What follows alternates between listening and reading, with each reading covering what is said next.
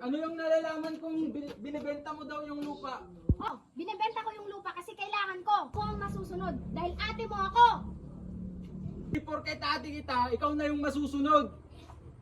Tandaan mo ate, yun na lang ang natitirang alaala natin sa ating pamilya. Kaya hindi ako papayag na ibenta ang lupa. Magkikita tayo sa barangay. Oo, haharapin kita. Ako ang mananalo, tandaan mo yan. Magandang araw sa inyong dalawa. Ako ang inyong mediator ninyo. Magiging mediator ninyo ngayon.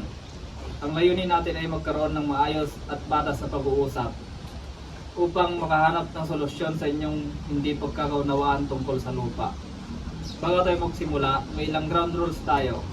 Una, magrespeto sa isa't isa. Pangalawa, walang interruption habang may nagsasalita. Pangatlo, panatili confidential ang usapan.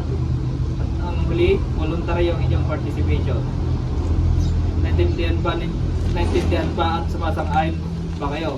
Ana at Ben? Opo. Maaari ka na magsimula, Ana. Paliwanag po ang iyong panig. Gusto po sanang ibenta yung lupa dahil kami po ay maraming utang.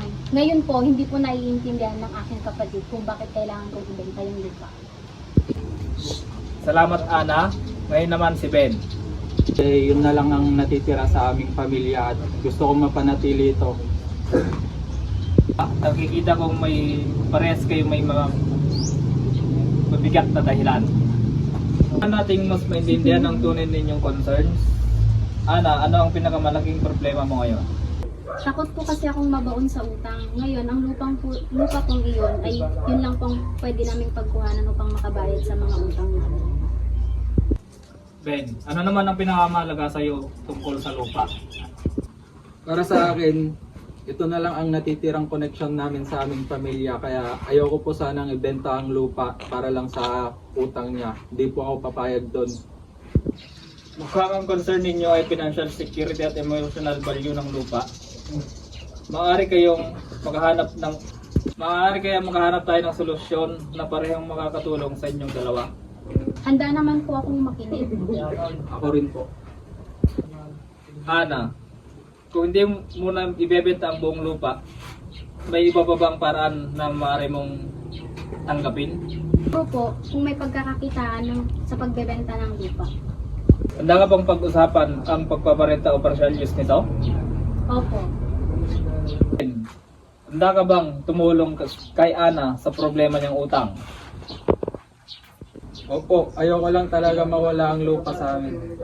Kung may paraan para manatili ang lupa, pero magkaroon kayo ng income, matatanggap mo ba? Opo. Base sa napag-usapan natin, may ilang options. Una, ibenta ang kalahati ng lupa. Pangalawa, iparenta ang lupa. Pangatlo, gawing taniman o negosyo ang lupa para magkaroon ng income.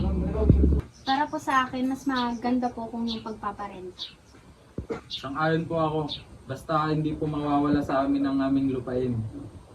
Buti, paano kung ang kita sa renta ay gagamitin mo na pambayad ng utang?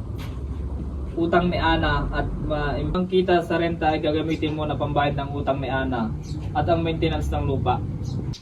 Pumapayag ako basta wala na pong reklamo. Okay na din po sa akin yun. Pagkasunduan ninyo ang sumusunod, hindi mo na ibebenta ang lupa. Ipaparenta ito upang magkaroon ng buwanang kita. Ang kita ay paghatian para pagbayad ng utang at maintenance ng lupa. Magkakaroon kayo ng regular na pag-uusap kada 6 na buwan upang review ang sitwasyon. Tama ba ito? Opo. Sabi niya na, Sige po, para wala na pong away. pumapayag na rin po. Dahil pareho kayo sumasang-ayon, gagawa tayo ng written mediated settlement o MSA. Maaaring salamat sa inyong kooperasyon at maayos sa pakikipag-usap. Salamat po.